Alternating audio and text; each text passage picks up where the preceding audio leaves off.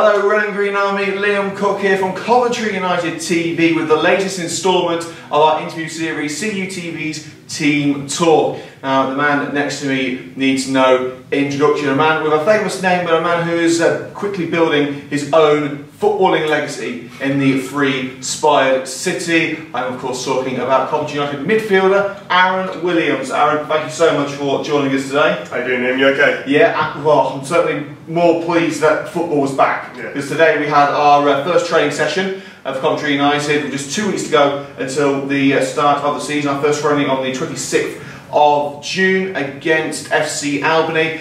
You must be buzzing to be back at last. Yeah, it's been a long time coming, to be fair, Liam. Like you just said there, everyone's missed it. Great to be back with the lads today for the first session back. Hopefully get a bit of running in our legs before we go and take on our first friendly. But yeah, can't wait to be back on the grass competing with the lads, and yeah, I think I speak on behalf of everyone. You know, we've all missed it, really. Well, I think, well, I've certainly missed it anyway. I know you have as well. You've been itching to get back at it. But we're here to talk today about not only your journey with Coventry United, but your footballing journey in general. It's been quite a story for you, and of course everyone's journey into the beautiful game is different. So tell us about how yours got started. Well, all my family absolutely adore football anyway. We live and breathe it, you know, every day, every week. So there's a lot of people in my family that, you know, support other clubs and play football themselves. But my earliest memory there would probably be that I used to live in Southampton. My earliest memory was probably signing for a team called Dougland. Made friends there. I think it was like 6 aside at the time. But yeah, I remember having the ball from kick-off. My head down, didn't look up, just running for goal and scoring a goal. And I always say it kind of just happened from there, really. That was my earliest memory. And yeah, then playing down there, I was scoring goals. You know, mum or dad would take me on a Sunday, scoring every week, just enjoying it. And I think it was about under 8s, under 7s when Southampton asked me to go and join them. Really, for my dad, I think it was more important, and my mum, that I was just enjoying it at the time, and that was the most important thing for them. And as I got older, I kind of understood that, and it was more important. I was just enjoying my football, and whatever came after that, do you know what I mean? So I then moved up north when I was about 9. When I say up north, I was meaning the Midlands. It was up north from Southampton. So and then I made some school friends, kind of just playing on a Sunday again, just got back to enjoying it and playing my football down there. And that's kind of my earliest memory from it, really, up until like around under 9s, under 10s, and just playing football and trying to score goals. Well, for those who don't know, I'm sure obviously a lot of Coventry United fans will know, but for those who don't, you're the son of former Coventry City man Paul Williams. A bit of a cult hero around these parts, really. A lot of parents like to see their kids follow them into their industry, and it's obviously the same with footballers. So, was it the same for you? Did Paul want you to get into football? Do you know what? My dad's never ever put any pressure on anyone in the family to kind of like follow his path. Like I said before, like, he was just making sure that we enjoyed it.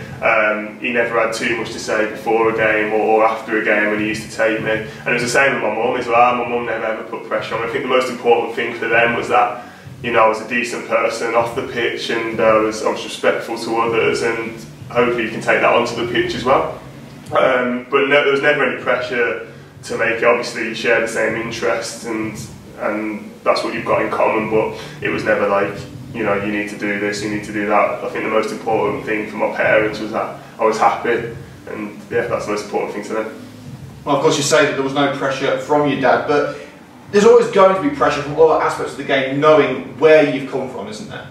Yes, yeah, you're right, to be fair, Liam. Like, you know, people kind of expect, because you're the footballer of a son, that you're gonna go on and have similar pathways, but that's not always the case.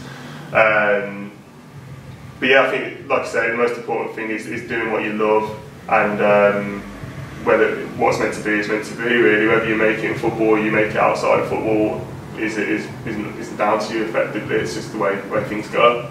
What would you say are the main advantages and disadvantages of having a family member so prominent in the game?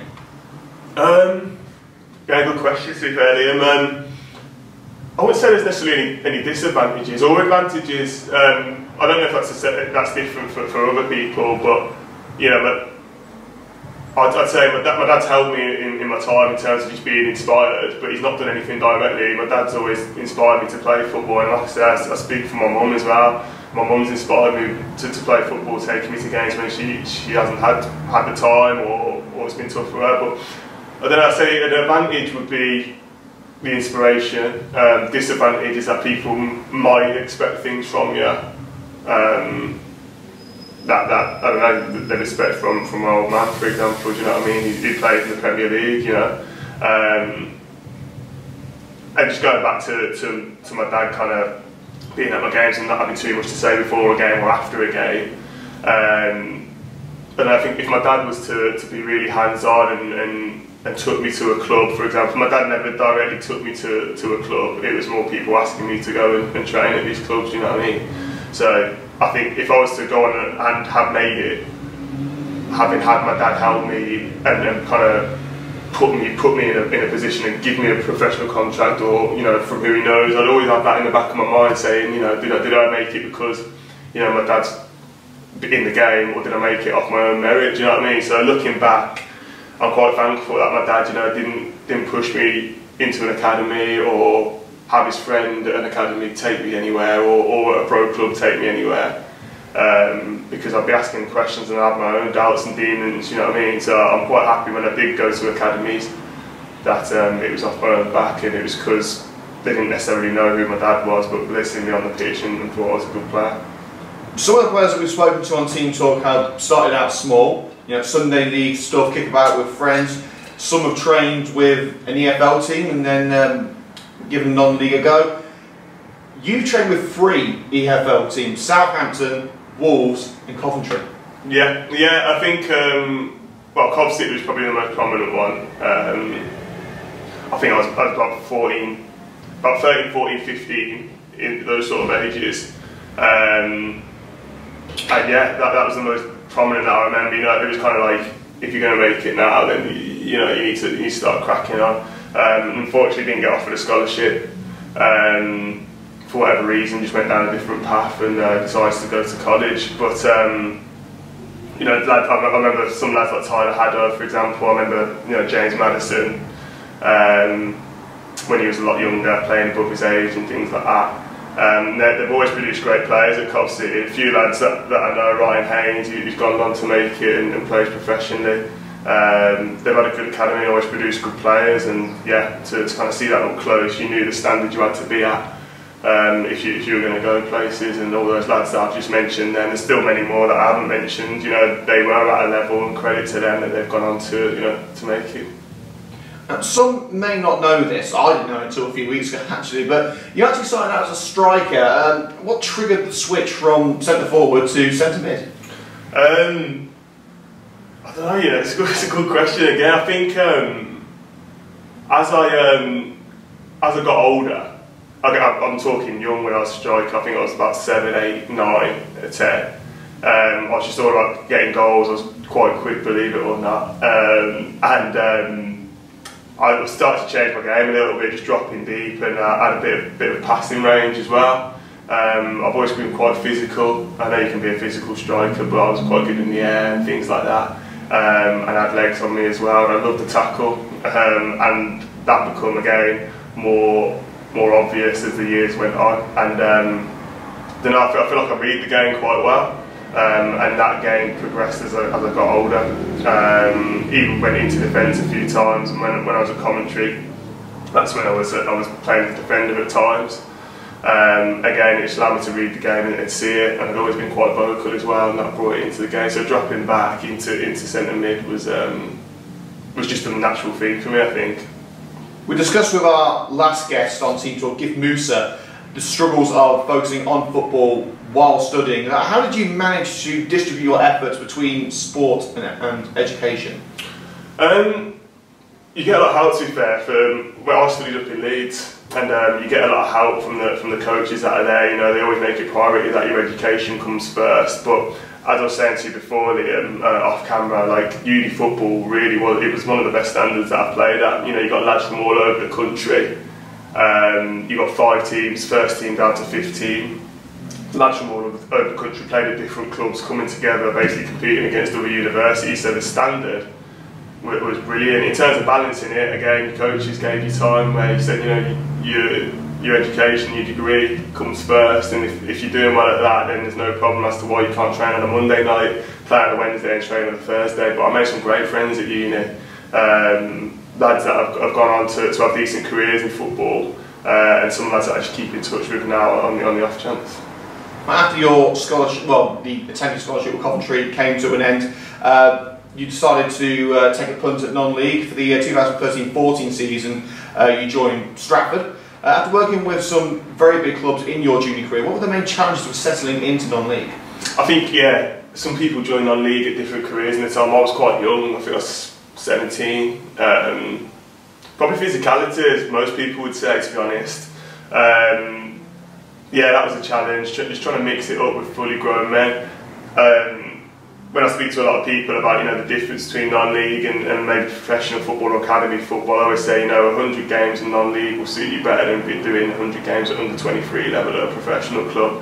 I just feel like you're mixing it up a little bit, you know, you're playing against men, the physicality is, you know, second to none. So that's probably the main difference, physicality, and you learn a lot just by being with fully grown men and in and around the changing room. Do you know what I mean? You meet some really good people, and I'll probably speak for most people that play, you know, semi-professional football, that you make friends for life, and you can also take that into your personal life and your personal career and whatever you do. Well, following your stint at Stratford, you had some time at Bromsgrove Sporting, our rival of Coventry, and a brief stint at Romulus. But then all roads led to the Butts Park Arena. How did the move to United come about? What had you heard about the club? So I'd heard, yeah. So obviously being a Bromsgrove player, I'd heard quite a bit with how things felt between me going back and forth from uni. I never actually got a chance to play against Coventry United. So I'd heard things from the lads when I'd come back, and they'd say this, that, the other, or we'd be catching up. Obviously, I heard how the club was formed, and it was a fairly new club as well. I heard about the fans, and that was something that appealed to me. And then when I was at Romulus, I did play against Coventry United, and the team to me seemed quite young at the time. I think on the day at Romulus we were expecting an easier game than we actually got, and I think Cov came away at the time with 3 points. And it was a bit of a shock to us, but I was impressed. Some of the players, I think Downsy was playing, Cairnsey, Dom. I think that's the day that Joe actually got a goal of the season. Yeah, I think, yeah, I was right behind it actually. Yeah, he might see this now, but yeah, he wasn't my man, I promise. I think a lot of the core squad that we still got today were playing, and I can see that togetherness just from playing against Romulus. I think we were in a relegation scrap with, I think Coventry United were in and around us. By the end of the season they managed to push on, but at the time we were quite level on points. And I think I was up against Gift. And yeah, I knew I was in a battle straight away. I think it was about 4 minutes in, I took an elbow off Gift in the nose. I thought I broke my nose. And I thought, you know what, I enjoy those sort of games early. Do you know what I mean? I think, you know, straight away I know what I'm in for, and hopefully I can give a little bit back. I enjoy those sort of games. So yeah, straight away I thought, you know what, these lads have got a bit of character, togetherness. I didn't think much of it, to be fair, after that game. The manager at the time, Swanee, I had left Romulus, there was a new manager coming in, and I was willing to kind of assess my options, to be fair. The manager at Romulus at the time said that he wanted me to stay. Again, I wasn't too sure what I was going to do, but quite early not long after the season had ended actually, Leo, I got a message off my friend Harry Harris, who I speak to quite a bit still. He said, Terry Anderson wants a word with you from Coventry United. He liked the look of you against Gift. Gift's moving on. I think he was going to Leamington at the time. We have similar attributes, and he said he just wanted a word with you. And within about 5 minutes of speaking to Terry, I liked what he was saying, and I liked the project that was going on, and it's still going on. And yeah, so I agreed to kind of go down to training. And I haven't really looked back, to be honest. I think from that first training session, myself, Terry, the club, the lads, and even Luke Moore, who's great to see coming back, I've had a bond, and since then I've had one direction, and that's promotion. Well, talking about Terry, obviously he brought you to the club. He's been a prominent figure during your time with Coventry United. Where does he rank among the coaches that you've had in your career? Yeah, we've had some good coaches. Yeah, I mean, Paul Smith was the first one. Paul Smith, I think he's a household now. He was the first one to kind of bring me onto the map. So I've got a lot to owe him. Brent Kelly's a good coach. He's still at Bromsgrove now, and Swanee as well. And for me, like, Terry all round is definitely the best I've ever had in terms of man management, tactically, just everything that he does. Everyone wants to buy into, and it's quite rare. It's quite rare to see that he's managed to maintain that for so long. There's not many managers who have a hold. Not to say he has a hold on us is probably the wrong choice of words, but you know, we're prepared to do anything for Terry. And yeah, I speak on behalf of everyone who signs for Coventry United. The second you sign for him, you're Terry's man. You almost feel like you're Terry's man more than you're Coventry United's man. Do you know what I mean? And that's certainly the case with me. Got a lot to owe Terry, and yeah, definitely the best manager I've had. Well, Terry's definitely a leader, and so are you, really. I mean, as well as being an exceptional talent, you inspire others when you cross that white line. What does it take to be a good leader? It's a good question again. I think you need to kind of, I don't know, I think every Coventry United player sees themselves in each other, in a way. I know we're all very different, we've got different attributes, but we're all working towards the same goal as well. I think having a bond, and again when it gets tough, you know, you need to keep your focus. I think that's quite important, and being brave. I think being brave is quite important when you're a leader. You know, there are times when, you know, things are tough within the 90 minutes, or even down to penalty shootouts. You know, you need to be brave and encourage others, and I'll put it down to bravery and seeing yourselves and others and having sympathy for others when they need it, putting an arm around them when they need it, or giving them a kick up the backside when they need to hear it. It just depends on what player you're talking to and the type of person they are, I think. Well, you're entering what I believe is your third season with Coventry United this year. What would you say has been your proudest moment in the 2 years that you've been here? There's been a lot of highs. A lot of highs. Proudest moment. One of the best moments probably for me, Liam, was I think you were away, you couldn't film it, but it was the goal against Thibodeau. Oh yeah, I did miss that one. Yeah, oh. So why is it every time someone scores a banger I'm not there? It was probably I felt individually, I think, yeah, I think it's great when you score a winning goal, sorry. But I think we've been trying to get through Thibodeau's solid wall for about 85 minutes, and we're trying, knocking at the door, couldn't get through, and yeah, for some reason I don't know why. I think Luke Morton said he shouted "not from there" as I was eyeing it up, and yeah, I just let one go, and it was started outside the post actually and came back in. I went in, and just from there we just went nuts. It was ballistic, but I suppose in that season, you know, things were just going right for us at the right time, and it really felt like, you know, we built some momentum towards getting the title. So I think that was an important 3 points for us. It was just before the new year. I think it was late in December. So that individually for me was massive, and some great FA Vars games at the Butts, collectively, you know, in the changing room after and celebrating with the fans and things. That I'll always remember those kind of moments, and hopefully we've got many more of those to come. Well, we're officially into summer now. The Euros have started, pre-season training started. Everyone's starting to get excited for the new season. Firstly, obviously I know preparations are still very early on at the moment, but do you think that the Red and Green Army have cause to be excited for next season? Do you think we could be about to do something special? Most definitely, absolutely. Just even being with the lads now, you know, I wouldn't say it feels different, but it definitely feels focused, and we feel confident. It's exciting. We've got a few new, obviously some players have left and we wish them well, but now it's down to Terry, and I know he's been working hard behind the scenes with other members of staff in getting players in, and the players that we spoke about and the players that we've seen today, They look top draw, and yeah, they're only going to better our cause when we try and win the league next season, or this season should I say. But yeah, it's exciting, and yeah, it's got a feel to it that we feel confident, and we know what we need to do. I know we didn't go on to win the league, but it felt to me like we were practically there. So a lot of us have experienced it. We know what it takes, and we know the focus it needs and the drive. It's just a case, hopefully starting well, and finishing the job this time. Well as being our first year in the United Counties League, this will also be the first season for Coventry United under the stewardship of our new chairman, Joe Haggerty, obviously a familiar face around the club for many years.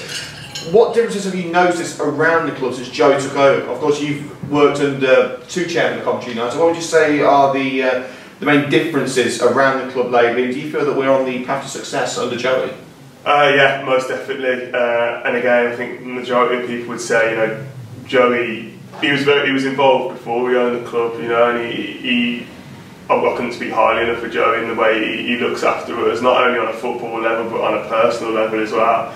And again, it's got that kind of feel to it where you want to do it for Joey. Do you know what I mean? He's not just the person who owns your club or pays your wages as such.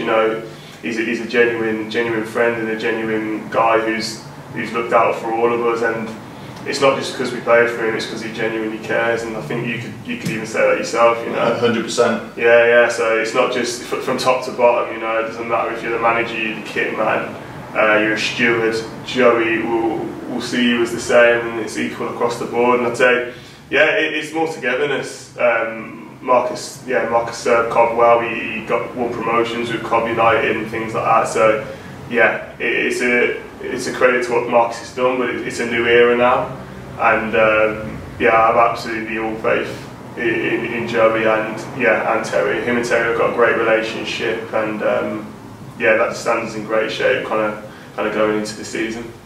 Well, we're certainly hoping for big things in the future. I'm sure you are as well. What would you feel would be your ultimate goal with Coventry United? What would you think you've done that, you leave Coventry United satisfied? Yeah.